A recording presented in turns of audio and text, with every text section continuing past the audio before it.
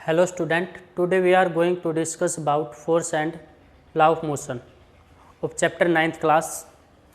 सबसे पहले force 8th class में भी हमने एक चैप्टर पढ़ा था फोर्स एंड प्रेशर। तो उसमें भी पहले टॉपिक आया है फोर्स क्या है। तो फोर्स क्या है, किसी ऑब्जेक्ट को जब हम पुश करेंगे पुल करेंगे तो क्या कहेंगे कि हमने फोर्स लगाया है। ठीक है, तो फोर्स इज ए पुश और पुल ऑन एन ऑब्जेक्ट। किसी ऑब्जेक्ट पे क्या करना है, किसी को पुश करना है, ठीक है, या फिर पुल करेंगे तो उसको क्या कहेंगे, फोर्स। और उसके बाद हमने ये भी पढ़ा हुआ है कि फोर्स जो है कॉन्टैक्ट फोर्स, ठीक है, और नॉन कॉन्टैक्ट फोर्स। ठीक है, दो कैटेगरी में हमने इनको डिवाइड किया था, कॉन्टैक्ट और नॉन कॉन्टैक्ट। कॉन्टैक्ट फोर्स क्या होते हैं, जिसमें दो ऑब्जेक्ट का इंटरएक्शन होना ज़रूरी होता है। मतलब दो ऑब्जेक्ट जब एक दूसरे के कॉन्टैक्ट में आएंगी तो उसको हम क्या कहेंगे, कॉन्टैक्ट फोर्स। मतलब जैसे कि कोई बाल्टी है, ठीक है ना, उसको हम ऊपर उठाएंगे तो हमारी मसल्स के द्वारा हम उसको क्या करें, ऊपर उठा रहे हैं। मतलब हमने बाल्टी को टच किया हाथों से, कॉन्टैक्ट है ना हमारे हाथों का और बाल्टी का। ठीक है, तो क्या है, उसको क्या बोलेंगे, कॉन्टैक्ट फोर्स। जिसके एग्जाम्पल क्या है, मस्कुलर फोर्स था, ठीक है, और क्या था, फ्रिक्शन फोर्स था।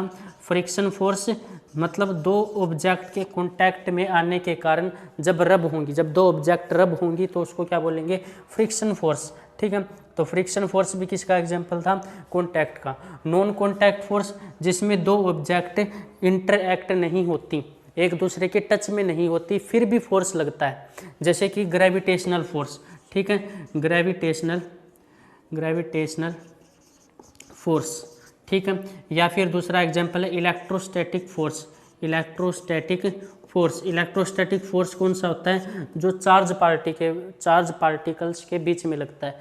ग्रेविटेशनल फोर्स, हम कोई ऑब्जेक्ट यहाँ पे रखेंगे, मतलब यहाँ से छोड़ देंगे तो अपने आप नीचे आ जाएगी। अर्थ क्या कर रही है, उसको नीचे की तरफ खींच रही है, ठीक है, जिसको हम क्या बोलते हैं, ग्रेविटेशनल फोर्स या ग्रेविटी।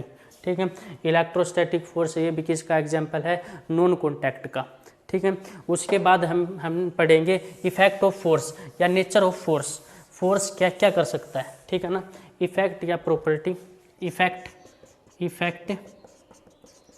इफेक्ट्स ऑफ फोर्स, ठीक है, ऑफ फोर्स। ये भी हमने 8th क्लास में पढ़ा है, same to same topic, effect of force. Force के कारण हम क्या क्या कर सकते हैं, change the shape of N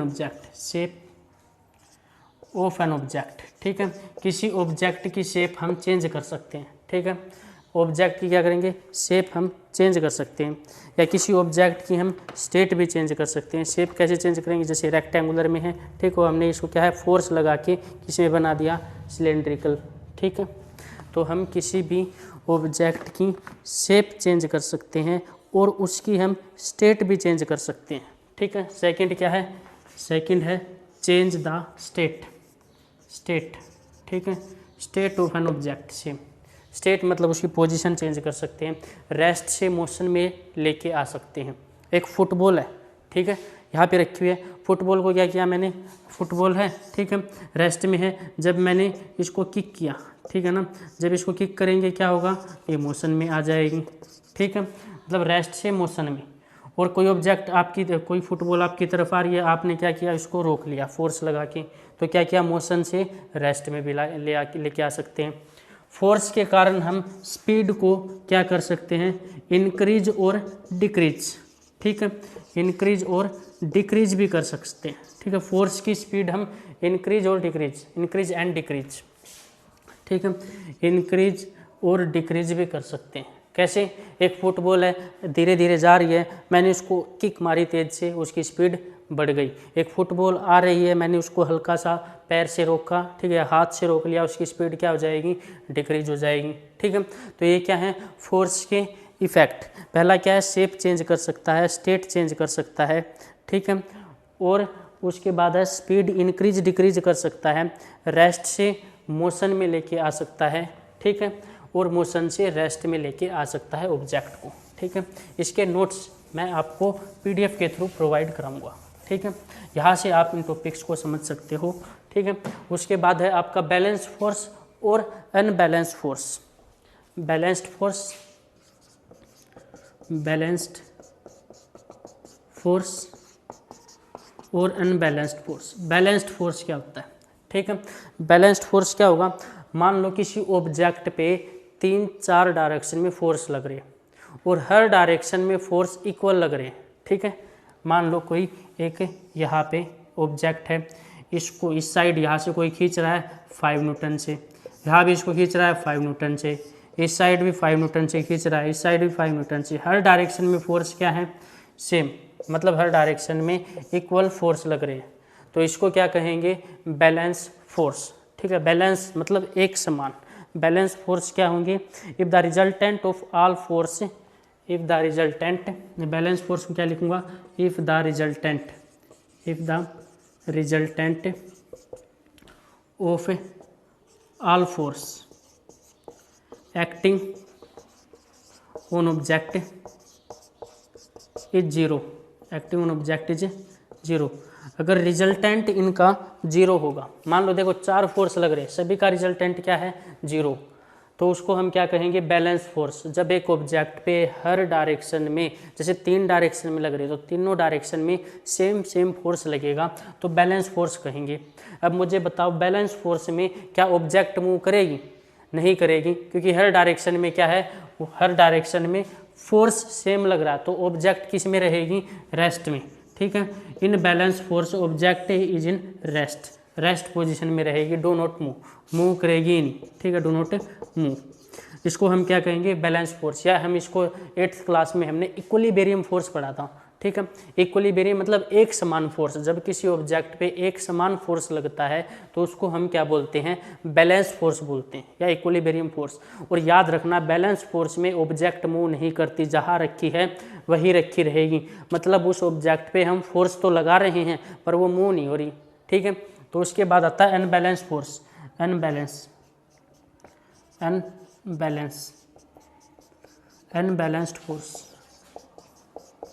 unbalanced force क्या होगा?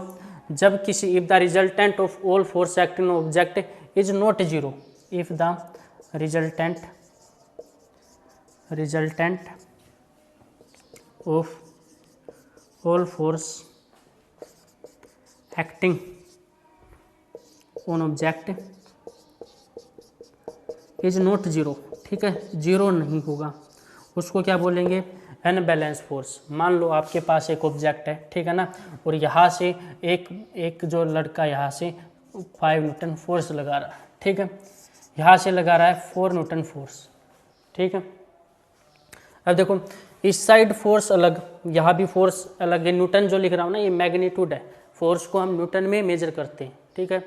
जैसे हम स्पीड को मेजर करते हैं मीटर पर सेकंड में, डिस्टेंस को मीटर किलोमीटर में मेजर करते हैं, इसी तरीके से फोर्स को हम न्यूटन में मेजर करते हैं।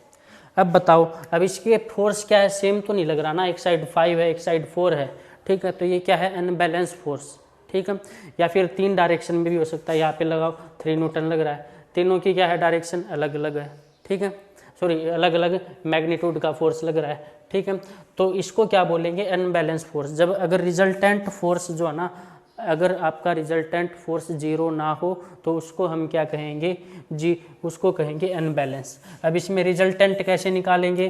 5 बड़े फोर्स में से छोटा फोर्स घटा दो, कितना आ जाएगा? 1 न्यूटन। इसका रिजल्टेंट फोर्स कितना है? 1 न्यूटन। बैलेंस फोर्स में कितना था? मान लो यहाँ भी 5 न्यूटन, यहाँ भी 5 न्यूटन, ठीक है। इनका रिजल्टेंट कितना है? 5 माइनस में 5 कितना आ जाएगा? 0। या हो सकता है यहाँ से इस साइड में एक 2 न्यूटन फोर्स लगा रहा है, एक ए, और बी कितना लगा रहा है? 3 न्यूटन, और यहाँ पे सी कितना लगा रहा है? 5 न्यूटन। दोनों का रिजल्टेंट कितना हो गया? टोटल 5 इस डायरेक्शन में, -5 इज इक्वल टू 0, ठीक है। देखो रिजल्टेंट फोर्स कैसे निकालते हैं। मान लो एक बॉक्स आपके पास, इस डायरेक्शन में 5 न्यूटन फोर्स और इसी डायरेक्शन में एक और फोर्स लग रहा है 3 न्यूटन। अगर डायरेक्शन सेम है फोर्स की तो उनका रिजल्टेंट फोर्स जब निकालेंगे नेट फोर्स, तो क्या हो जाएंगे? ऐड हो जाएंगे। 5 + 3 कितना हो जाएगा? 8 न्यूटन, ठीक है। अगर डायरेक्शन अपोजिट है आपकी फोर्स की, जैसे इस साइड 5 न्यूटन और इस साइड कितना है? 7 न्यूटन। डायरेक्शन अगर अपोजिट है तो नेट फोर्स कैसे निकालेंगे?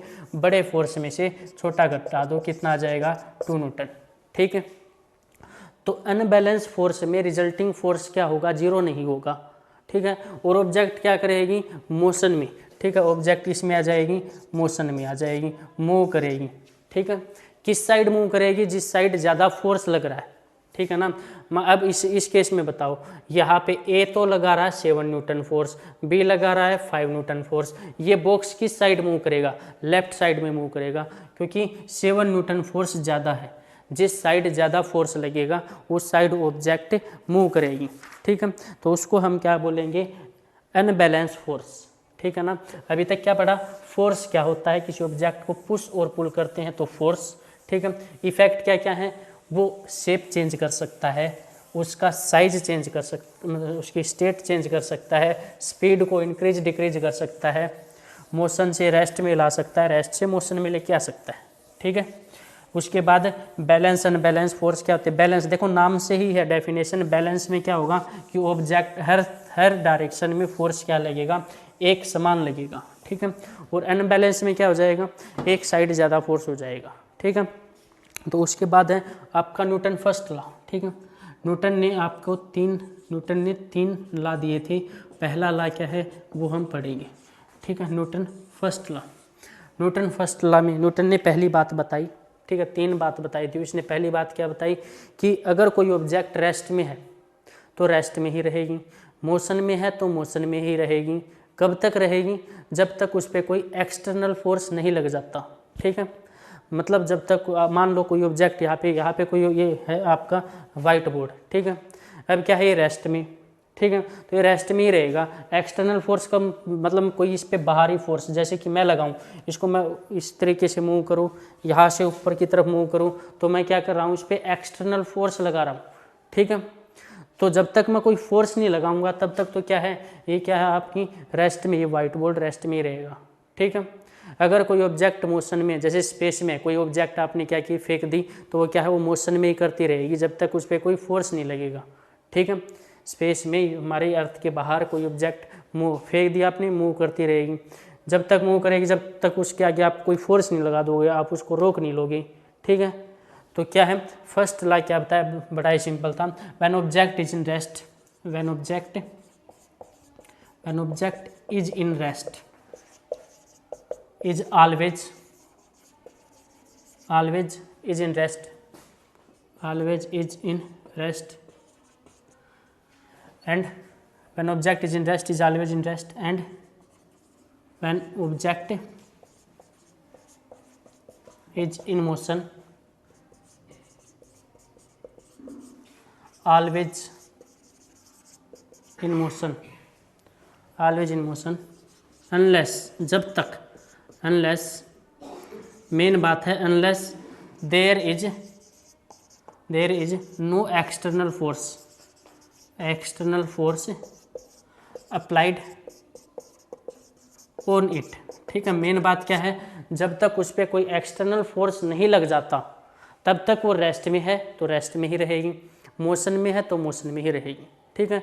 अगर कोई एक्सटर्नल फोर्स लगा दोगे भाई, फोर्स लगा के तो हम क्या कर सकते हैं, रेस्ट से मोशन में ला सकते हैं, मोशन से रेस्ट में ला सकते हैं, ठीक है। तो ये लॉ कब फॉलो होगा, जब तक कोई उस पर एक्सटर्नल फोर्स नहीं लगेगा, तब कही उसने ये बात कि रेस्ट में तो रेस्ट में, मोशन में है तो मोशन में ही रहेगी, ठीक है, फर्स्ट लॉ। उसके बाद आता है इनर्शिया। इनर्शिया क्या है आपका, इनर्शिया एक प्रॉपर्टी है, ठीक है। इनर्शिया जो हर एक ऑब्जेक्ट में मिलती है, ठीक है। Inertia is the property, is the tendency of an object, object to remain in its state, जो अपनी स्टेट में रहने की कोशिश करेगी, ठीक है। तो इनर्शिया क्या है, inertia is an tendency of an object, ठीक है। Tendency of an object, tendency का मतलब होता है प्रॉपर्टी, जो क्या करेगी, अपने आप को अपनी स्टेट में रखने की कोशिश करेगी। मान लो कोई ऑब्जेक्ट रेस्ट में है, ठीक है, तो वो क्या सोचेगी कि मैं रेस्ट में ही रहूँ। जैसे हम रेस्ट में हैं, हमें कोई एकदम से पुश करेगा तो हमारी बॉडी ऐसे सोचेगी कि मैं रेस्ट में ही रहूँ, ठीक है। मोशन में है तो हमारी बॉडी सोचेगी कि मैं मोशन में ही रहूँ, ठीक है। तो टेंडेंसी इनर्शिया जो है ये कोई किसी ऑब्जेक्ट का नाम नहीं है, ये क्या है, एक प्रॉपर्टी है जो हर एक ऑब्जेक्ट में मिलती है, ठीक है। तो इनर्शिया डिपेंड करता है मास पे, ठीक है। Inertia is directly proportional to mass, जिस ऑब्जेक्ट का मास ज़्यादा होगा उसका इनर्शिया भी ज़्यादा मिलेगा, ठीक है। अभी और अच्छे से समझोगे आप इनर्शिया को जब इसके टाइप पढ़ोगे तीनों, ठीक है, अच्छे से समझ में आएगा। तो अभी देखो इनर्शिया के 3 टाइप होते हैं। इनर्शिया के हम 3 टाइप पढ़ेंगे। पहला है हमारा इनर्शिया ऑफ रेस्ट, ठीक है, इनर्शिया ऑफ रेस्ट। दूसरा है इनर्शिया ऑफ मोशन, ठीक है। मैं ऊपर लिख देता हूँ दोबारा से कि इनर्शिया क्या होता है। Inertia is the tendency of an object, मतलब हर एक ऑब्जेक्ट में टेंडेंसी मतलब प्रॉपर्टी, खासियत मिलती है जो अपने आप को जिस स्टेट में है उसी स्टेट में रखने की कोशिश करेगी। पहले रेस्ट में तो रेस्ट में रखने की कोशिश करेगी, मोशन में है तो मोशन में रखने की कोशिश करेगी। तो इनर्शिया, इनर्शिया के कितने टाइप हैं? 3 टाइप पढ़ेंगे। पहला हम पढ़ेंगे inertia of rest, inertia of rest, ठीक है। दूसरा हम पढ़ेंगे inertia of motion, inertia of motion. Third हम पढ़ेंगे inertia of direction, inertia of direction. अब देखो inertia of rest, inertia of rest क्या होगा? जब कोई ऑब्जेक्ट अपने आप को रेस्ट में ही रखने की कोशिश करे, नाम से ही है, जब कोई ऑब्जेक्ट अपने आप को रेस्ट में ही रखने की कोशिश करे तो क्या लिखूंगा? Tendency, tendency of an object, of an object to remain in its rest position, ठीक है, in rest position, rest position. तो इनर्शिया ऑफ रेस्ट क्या होगा?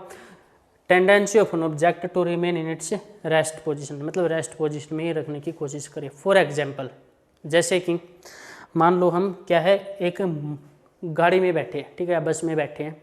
अब वो क्या है अभी स्टार्ट, अभी चलना शुरू नहीं हुई है, ठीक है ना। तो जब वो गाड़ी एकदम से चलना शुरू होती है तो क्या होता है, हमारा जो अपर बॉडी का अपर पार्ट है वो क्या होता है, पीछे की तरफ मूव होते हैं, ठीक है। हमने देखा ना, हम ये बात ऑब्जर्व भी करते हैं। जब गाड़ी में बैठे एकदम से हमने क्या एकदम से रेस ज़्यादा दे दी, ठीक है, एकदम से एक्सेलरेशन बढ़ा दिया गाड़ी का, एकदम से हमने रेस दी, ठीक है। तो क्या किया, हमारी बॉडी क्या होगी, पीछे की तरफ जाएगी। क्यों होता है ऐसा? क्योंकि देखो हमारी बॉडी पहले रेस्ट में, गाड़ी स्टार्ट नहीं हुई है, ठीक है, इस पोजीशन में।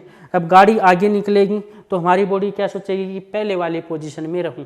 पहले वाली पोजीशन क्या है? अब गाड़ी तो आगे जा रही है, पहले वाली पोजीशन क्या है? पीछे, रेस्ट की तरफ, ठीक है ना। तो मतलब पहले जहाँ रेस्ट में थी उस साइड हमारी बॉडी जाने की कोशिश करेगी, रहने की कोशिश करेगी। तो उसको क्या बोलते हैं? Inertia of rest. ये इनर्शिया ऑफ रेस्ट का एग्जाम्पल है। क्वेश्चन पूछा जाता है कि एक बस में या एक आप कार में बैठे हो, ठीक है, और एकदम से चलना शुरू होती है तो आपका जो अपर पार्ट है बॉडी का वो पीछे की तरफ जाता है, बैकवर्ड डायरेक्शन में जाता है। ये किसका एग्जाम्पल है? ये एग्जाम्पल है इनर्शिया ऑफ रेस्ट का, ठीक है। जब गाड़ी एकदम से चलना शुरू होगी तो हमारी बॉडी कहाँ जाएगी? पीछे की तरफ, क्योंकि पहले हम किस में थे? रेस्ट पोजीशन में। गाड़ी आगे जा रही है तो हमारी बॉडी पीछे रेस्ट पोजीशन में थी पिछली टाइम में, ठीक है। उसके बाद आता है inertia of motion. Inertia of motion क्या होगा? जब बॉडी अपने आप को मोशन में रखने की कोशिश करे। तो मैं यहाँ पे क्या लिखूँगा? Tendency of an object to remain in motion, ठीक है, अपने आप को मोशन में रखने की कोशिश करे, उसको हम क्या बोलेंगे? Inertia of motion. अब इसका एग्जाम्पल क्या है? अब आप फिर से गाड़ी में बैठे हो, ठीक है ना। अब क्या है, गाड़ी चल रही है, बैठे हो आप नॉर्मल। अब एकदम से गाड़ी के ब्रेक हमने अप्लाई किए, एकदम से ब्रेक लगाए तो हम क्या होता है, हमारे क्या होगा, हमारा जो अपर पार्ट है बॉडी का कहा जाएगा वो आगे की तरफ, ठीक है, आगे की तरफ मूव होता है, ठीक है ना। इसलिए कहते हैं कि गाड़ी में सीट बेल्ट पहननी चाहिए। क्यों पहननी चाहिए? क्योंकि गाड़ी जब हाई स्पीड पे होती है, एकदम से ब्रेक लगते हैं, ठीक है, एक्सीडेंट होता है तो हमारा जो अपर पार्ट है बॉडी का वो कहाँ जाएगा? आगे की तरफ जाएगा। और आगे की तरफ जाएगा तो कहाँ टकराएगा? स्टीयरिंग व्हील से, ठीक है। इसलिए स्टीयरिंग व्हील में क्या लगाते हैं हम? स्टीयरिंग व्हील, ठीक है। इसलिए हमें क्या लगानी चाहिए? सीट बेल्ट लगानी चाहिए, ताकि हमारी सीट बेल्ट से अपर पार्ट बॉडी का क्या हो जाए? कवर, आगे की तरफ ना जा पाए, ठीक है ना। इसलिए एयर बैग्स लगाते हैं हम स्टीयरिंग में, ठीक है।